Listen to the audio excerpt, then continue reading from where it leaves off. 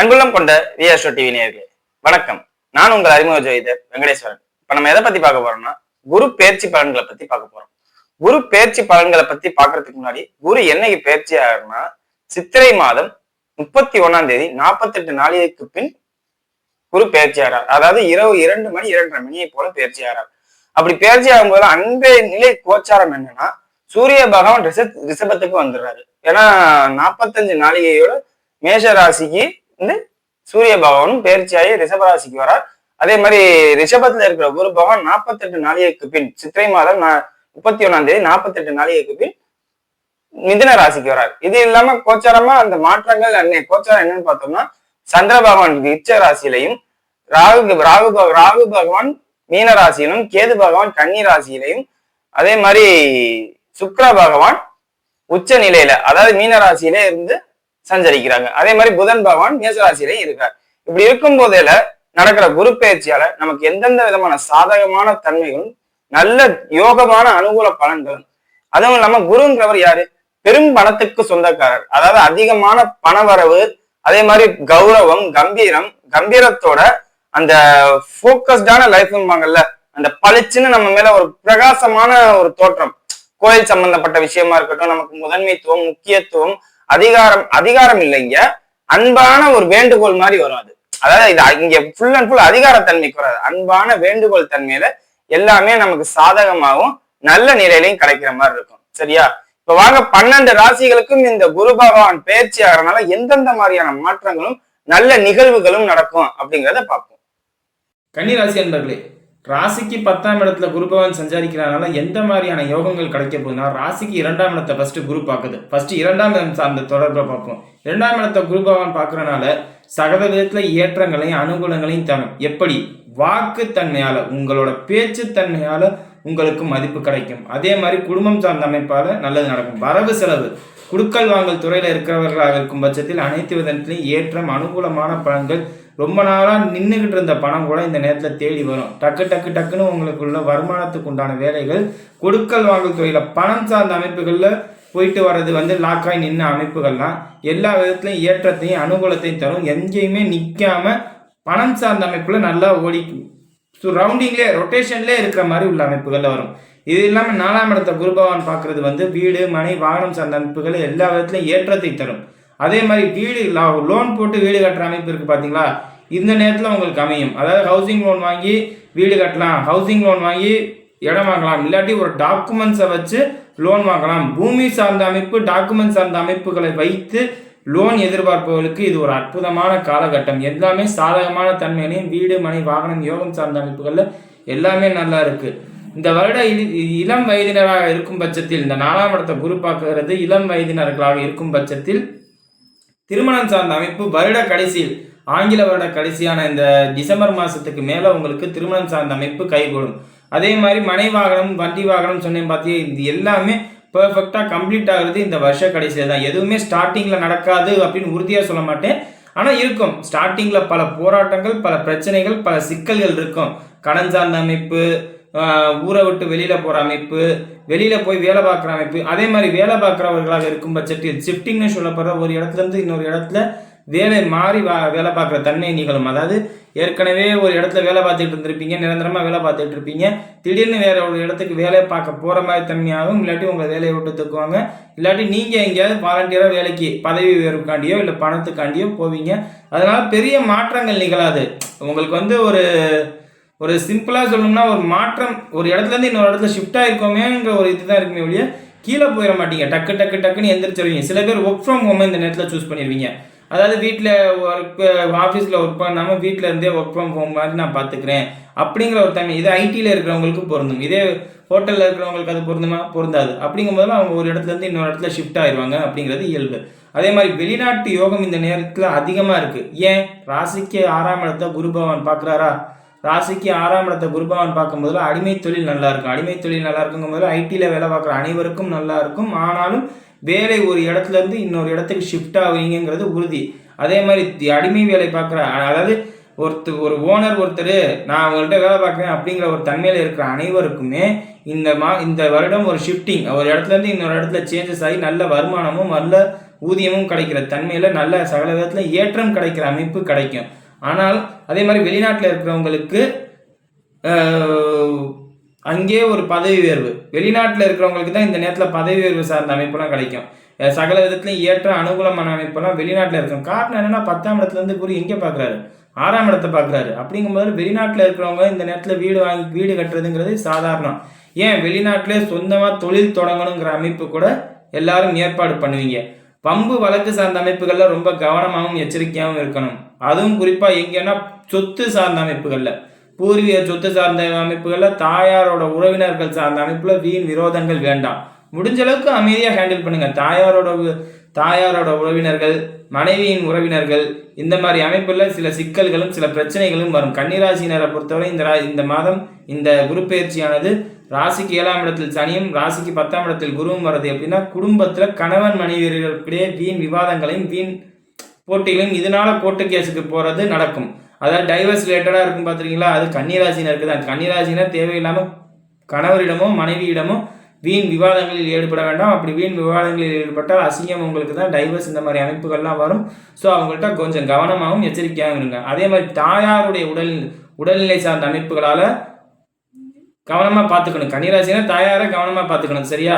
அதே மாதிரி தந்தையாருடைய உடல்நிலை தேறி வரும். அவருக்கு எந்த பாதிப்பும் இல்லை, நல்ல முறையில் இருக்குது.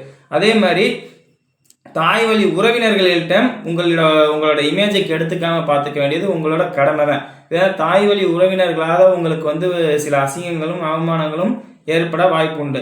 அதே மாதிரி இந்த தாய் மாமன் வீட்டிலேருந்து பொண்ணு எடுப்பீங்க பார்த்தீங்களா, அவங்களாம் ரொம்ப ரொம்ப கவனமாக இருக்கணும். சொந்தங்கள் ரிலேட்டிவ்ஸ்னாவே கொஞ்சம் 10 அடி தள்ளி நிற்கிறது நல்லது. ஊரை விட்டு வெளியில் போயிருக்கிறது ரொம்ப ரொம்ப நல்லது. மேரேஜ் ஆச்சா வெளியில் போயிருக்கிறது நல்லது. அதே மாதிரி திருமணம் சார்ந்த அமைப்பில் சனி பகவான் 7ஆம் இடத்துல இருக்கிறனால சொந்தத்தில் இல்லாத அந்நியத்தில் பெண் தேடுவது இந்த நேரத்தில் நல்லது. சொந்தத்தில் தேடினீங்கன்னா சகல விதத்துலையும், நான் இப்போ தான் சொன்னேன் கொஞ்சம் நேரத்துக்கு முன்னாடி, சொந்தங்களால் பல ரூபத்தில் வஞ்சிக்கப்படுவீங்கன்ட்டு, அந்த மாதிரி வஞ்சிக்கப்படுவீங்க. வெளியில் போயிட்டீங்கன்னா ப்ராப்ளம் இல்லை, எந்த ரிஸ்க்கும் இல்லாமல் நீட்டாக ஓடிடும். அதே மாதிரி பூர்வீக சொத்து சார்ந்த அமைப்பில் கொஞ்சம் ஒரு சில சிக்கல்களும் விரோதங்களும் வரும். குரு பகவானால் தான் அது நடக்குது, வேற எதுவும் இல்லை.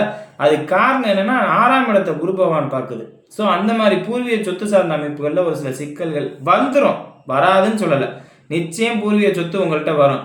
ஆனால் அந்த வர வேண்டிய சொத்து கொஞ்சம் காலதாமதப்படுத்தி எல்லா விதத்துலையும் ஏற்றமாகவும் அனுகூலமாகவும் கொண்டு வந்து தான் தருமை ஒழிய, அதாவது அந்த சொத்தை வைத்துக்கிற தகுதி உங்கள்கிட்ட இருக்கான்னு 1க்கு 4 தடவை செக் பண்ணி உங்கள்கிட்ட வரும், சரியா? அப்படி தான் அதை சிறந்த முறையில் சொல்லலாம், இப்படி தான் கிடைக்கும் அப்படிங்கிற மாதிரி.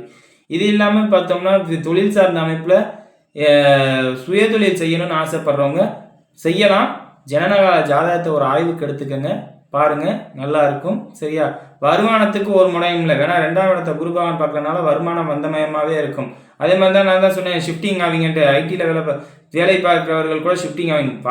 பணம் உயர்வுக்காக நீங்கள் எதையும் செய்கிற தன்மையில் உங்களோட சூழ்நிலை இப்போ மாறும். அதே மாதிரி புதிய வாகனம் எடுக்கணும்னு நினைக்கிறவங்க லோன் போட்டு தான் வாகனம் எடுக்கிற மாதிரி உள்ள தன்மையில் வரும். லோன் போட்டு வாகனம் வாங்குறது தப்பு இல்லை, அந்த வாகனம் இன்வெஸ்ட்மெண்ட்டா அப்படிங்கிறத ஒரு வார்த்தை யோசிச்சுக்கிட்டு அப்புறமா எந்த ஒரு வேலையும் பார்க்குறது நல்லது. அதே மாதிரி ஹவுசிங் லோன் வாங்கியிருக்கிறவங்க இந்த நேரத்தில் ஹவுசிங் லோனை கட்டுறதுக்கு உண்டியான பணம் உங்கள் கையில் இருக்கும், அதனால ஒரு குறையும் வராது. வழக்கு சார்ந்த அமைப்புகளில் ரொம்ப ரொம்ப எச்சரிக்கையாகவும் கவனமாகவும் இருக்கணும். அதே மாதிரி லா ரிலேட்டடாக படித்தவங்களுக்கு பார்த்தோம்னா இந்த நேரத்தில் பெரும் ஃபினான்ஷியல், அதாவது பணம் பரிவாரம், இந்த ஃபைனான்ஸ் ரிலேட்டடாக இருப்பாங்க பார்த்தீங்களா, அந்த மாதிரியான கேசஸை நீங்கள் அதிகமாக ஹேண்டில் பண்ணுற மாதிரி இருக்கும். ஃபைனான்ஸ் ரிலேட்டடான கேஸு, இல்லாட்டி மேரேஜ் ரிலேட்டடான கேஸு, டைவர்ஸ் ரிலேட்டடான கேஸு, இதைத்தான் நீங்கள் அட்டென்ட் பண்ணுற மாதிரி இருக்கும். ஸோ இதெல்லாம் பார்த்து கரெக்டாக பண்ணிடுங்க. உங்களுக்கு சாதகமான தன்மை இந்த ரூபத்தில் தான் இருக்கும், வேறு எந்த ரூபத்துலையும் இருக்காது. அதே மாதிரி டாக்டர்ஸாக இருக்கிறவங்களுக்கு இந்த நேரத்தில் வருமானம் கொஞ்சம் கம்மியாக இருக்கும். ஏன்னா 10ல் குரு வந்தால் பதவி பறிப்போங்கிறது உங்களுக்கு தான் அது பொருந்தும். ஏன்னா உங்கள்கிட்ட வரப்போகிற பேஷண்ட்ஸ்லாம் உடலில் பாதிப்பு இருந்தால் தான் உங்களுக்கு பேஷண்ட்ஸே. அவங்க உடம்புல பாதிப்பு இருக்காது, சகல சௌபாக்கியத்தோடு இருப்பாங்க. இல்லாட்டி அவங்களுக்கு வேறு ஏதாவது ஒரு பெஸ்ட்டான டாக்டர்ஸ் இந்த நேரத்தில் கிடப்பாங்க. ஸோ கன்னிராசினர் டாக்டராக இருக்கும் பட்சத்தில் இந்த நேரத்தில் கொஞ்சம் பார்த்துக்கோங்க, சரியா? அதே மாதிரி காவல்துறை அமைப்பில் இருக்கிறவங்களுக்கு ராசிக்கு 6ஆம் இடத்தை 6ஆம் இடத்தை குரு பார்க்குறதுனால காவல்துறை அமைப்பில் சகல யோகமும் உண்டு. கன்னிராசினர் காவல்துறையில் இருக்கீங்களா, நிச்சயம் பதவி உயர்வு உண்டு, ஊதிய உயர்வு உண்டு, எல்லா விதத்துலையும் ஏற்றம் கிடைக்கும். அதே மாதிரி உங்கள் சீனியர் ஆஃபீஸர்னு சொல்லுவாங்கள்ல, சீனியர்ஸ் ஆஃபீஸர் டச்சால் உங்களுக்கு மென்மேலும் உங்களோட சூழ்நிலையை வளர்த்துக்கிட்டே இருக்கிற அடுத்தடுத்துன்னு படிப்படியாக முன்னேற்றம்னு சொல்லுவாங்கள்ல, அந்த அமைப்புல எல்லா வகையிலையும் ஏற்றத்தையும் அனுகூலத்தையும் தர மாதிரி இருக்கும். விவசாயத்துறையில இருக்கிறவங்களுக்கு விவசாயம் சார்ந்த அமைப்புக்கு 7ஆம் இடத்துல சனி பகவான் இருக்கிறனால கொஞ்சம் பாதிக்கும். அதாவது காலையில நம்ம எல்லாரும் ஒரு 6 மணிக்கு எந்திரிச்சு வேலை பார்க்குறாங்கன்னா நீங்கள் 4 மணிக்கெலாம் எந்திரிச்சு வேலை பார்க்கணும். ஒரு 2 மணி நேரம் முன்னாடி அவங்களுக்கு முன்னாடியே எல்லாத்தையும் வேலை பார்த்தீங்கன்னா உங்களுக்கு இதில் எந்த பாதிப்பும் வராது. சகல விதத்துலையும் ஏற்றத்தை தர மாதிரி தான் இருக்கும். பொதுவாகவே எல்லாருக்குமே பார்த்தோம்னா 2ஆம் இடத்தை குரு பார்க்குறனால குடும்ப ரீதியாக, வாக்கு ரீதியாக, பொருளாதார ரீதியாக பாதிப்பு இல்லை. ஆனால் அந்த பணம் வந்த வேகத்திலே ஓடிடும் அப்படிங்கிற ஒரு தன்மை இருக்குது. அதே மாதிரி கொஞ்ச நாளைக்கு இந்த வருஷம் முடிகிற வரையுமே குரு பெயர்ச்சி கொஞ்சம் இக்கட்டான நிலையிலையும் சூழ்நிலை கொஞ்சம் பத்தாத மாதிரி தான் கொண்டு வருமே ஒழிய எடுத்தோனையும் நல்லா இருக்காது. ஆனால் போக போக இறுதியில் ரிசல்ட்டுன்னு பார்க்கும்போது சக்ஸஸ் தான், அதில் ஒரு குறை இல்லை. இப்போ வாங்க நட்சத்திர ரீதியான பலன்கள் பார்ப்போம். உத்திர நட்சத்திரக்காரர்களை பொறுத்தவரை எல்லா விதத்துலையும் ஏற்றம், அனுகூலம், வீடு, வண்டி, வாகனம் சார்ந்த அமைப்பு, வாகனம் சார்ந்த அமைப்புகள் எல்லா விதத்துலையும் நல்லா இருக்கும். திருமணம் சார்ந்த அமைப்பு நல்லா இருக்கும். எல்லாமே சக்ஸஸ். அதாவது உங்களுக்கு நான் சொல்லணும்னே அவசியம் இல்லை, எல்லாமே பாதிப்பு இல்லாமல் சாதகமான தன்மையில் இருக்கும். கலைத்துறையில் இருக்கிறவர்களாக இருக்கும் பட்சத்தில் உங்களுக்கு சினிமா ரிலேட்டடாக போகிறவங்களா இருந்தால் இந்த நேரத்தில் வாய்ப்பு கிடைக்கும், வாய்ப்பை பயன்படுத்திக்கங்க. அதே மாதிரி வேறு எதுவும் காம்படேட்டிவ் எக்ஸாம் எழுதுறவங்களுக்கு கொஞ்சம் கஷ்டம்தான், உள்ளதை சொல்லியிருக்கேன், கொஞ்சம் கஷ்டமாக தான் இருக்கும். கவர்மெண்ட் எக்ஸாம் எழுதுறவங்களாக இருந்தால் கவர்மெண்ட் எக்ஸாம் இந்த வாட்டி ஒரு வேளை பின்வாங்குற மாதிரி தன்மையில் இருந்தாலும் நீங்கள் அதை ஓகே ஒரு படி அப்படின்னு நினச்சி அடுத்தடுத்து முன்னாடி போகிற தன்மைக்கு கொண்டு வாங்க. சரியா? அடுத்தது ஹஸ்த நட்சத்திரக்காரர்களை பொறுத்தவரை குழந்தைகளால் முதல்ல பாதிப்பு நிகழும். அதாவது உங்களுக்கு உங்கள் குழந்தைகளால் பாதிப்பு நிகழும். அப்படின்னா உங்கள் குழந்தைகள் உங்கள்கிட்ட சண்டை போடுவாங்க. உங்கள் அதே ஆண்களாக இருக்கும் பட்சத்தில் தொழில் ஸ்தானத்தில் சில பிரச்சனை ஏற்படுற சூழ்நிலை வரும். வேலைக்கு இருக்கிறவங்களால பாதிப்பு வரும். யாரையும் ரொம்ப நம்ப வேண்டாம். பெரும் பணம் சார்ந்த அமைப்புல ரொம்ப ரொம்ப எச்சரிக்கையா இருக்க வேண்டிய நட்சத்திரக்காரர்கள் கஷ்ட நட்சத்திரக்காரர்கள். குரு பகவான்கிறது தான் தங்கத்துக்கு அதிபதி. அப்ப தங்கம் சார்ந்த அமைப்பால வழக்கு வம்பு சார்ந்த அமைப்பு பிரச்சனைகள் வரும். பெரும்பணம் சார்ந்த அமைப்பால பிரச்சனை வரும். நல்லது சொல்றாங்கன்னு சொல்லிட்டு உள்ள வர யாரையும் நம்பாதீங்க. நல்லது சொல்ல யாரும் வரமாட்டாங்க.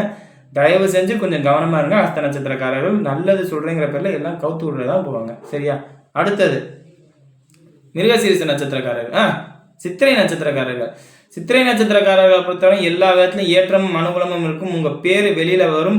அது நல்ல விதமா வரணுமா கெட்ட விதமா வரணுமாங்கிறது உங்க கையில மட்டும்தான் இருக்கு.